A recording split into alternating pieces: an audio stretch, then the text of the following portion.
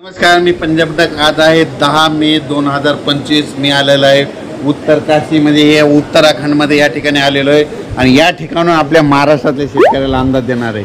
महाराष्ट्रातल्या शेतकऱ्याला सांगू इच्छितो की राज्यामध्ये ज्यांचे हळद असेल, कांदा असेल, तुम्ही काय करा की 11 तारखेपर्यंत काढून झाकून ठेवा, कारण की राज्यामध्ये 12 तारखेपासून जवळपास 12 पासून 20 पर्यंत राज्यात भाग बदलत पावसाळ्यासारखा पाऊस पडणार आहे, म्हणून हा अंदाज लक्षात येतात। पण राज्यातल्या सर्व शेतकऱ्याला सांगू इच्छितो की मध्ये हा पाऊस मान्सून पूर्व असणार आहे, म्हणून हे लक्षात येतं।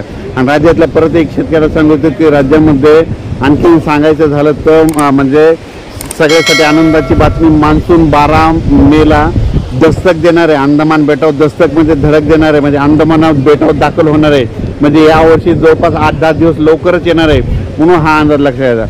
पण राज्यातले सर्व शेतकऱ्याला सांगू इच्छितो की त्याच्यानंतर 20-19 मे पर्यंत तिथं स्थिरावलेलं राहील, परंतु स्थिरावलेलं राहत असताना तुम्हाला सांगू इच्छितो की त्याच्यानंतर 21 मे पासून परत राज्यात मान्सून परत सक्रिय होणार आहे, म्हणून हे लक्षात घ्यायचं। म्हणजे 21 मे पासून अंदमान बेटावर परत मान्सून सक्रिय होईल, त्याच्यानंतर वेळेप्रमाणे जून महिन्यामध्ये आपल्या महाराष्ट्राकडे दाखल होणार आहे, म्हणून हे खास करून आनंदाची बातमी। म्हणजे सांगायचं झालं तर आपल्याला दरवर्षी जशी वाट बघावं लागते, म्हणजे तशी काही यावर्षी वाट बघण्याची गरज नाही। 12 मेला मध्ये उद्याच्याला दस्तक देणार आहे, म्हणून हे अंदाज लक्षात। पण राज्यामध्ये मात्र 11 मे पासून ते 20 मे पर्यंत दररोज भाग बदलत पावसाळ्यासारखा पाऊस पडणार आहे, म्हणून हा अंदाज लक्षात घेतात। ज्यांची हळद असेल, ज्यांचा कांदा असेल, तुम्ही काय करायचा, काढून झाकण्याची तयारी ठेवा।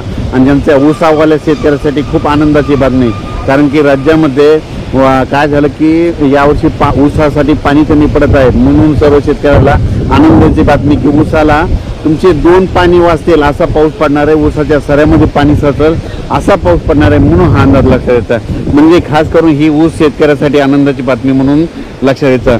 पण हळद आणि कांदा शेतकऱ्यांना की विनंती की तुम्ही तुमचं जसे वेळ भेटेल तसा कांदा काढा, कारण की राज्यामध्ये जवळपास 30 मे पर्यंत असा दररोज 2-2 दिवस भाग बदलत आज या भागात उद्याच्या या भागात पाऊस पडतच राहणार आहे, ते मान्सून पूर्व पाऊस असणार आहे, म्हणून हे लक्षात घ्यायचं।